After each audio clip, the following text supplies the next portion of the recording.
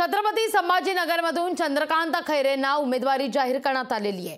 खैरेंच्या या उमेदवारीनंतर अंबादास दानवे नाराज असल्याची चर्चा आता सुरू झालेली आहे। पण आपण पक्ष देईल ती जबाबदारी पार पाडू असं म्हणत नाराजीचा कुठलाही प्रश्न नाही असं दानवेंचं स्पष्टीकरण आहे।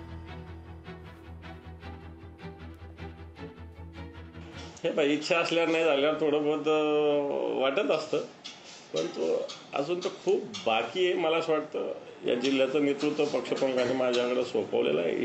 ही मोठी गोष्ट। मी एक सामान्य घरातला शिवसैनिक आहे।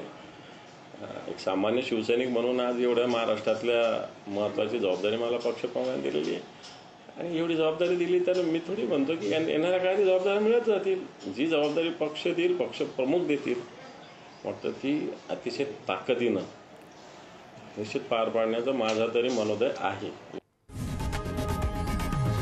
लोकशाही मराठी ऐका, पहा, जागरूक रहा।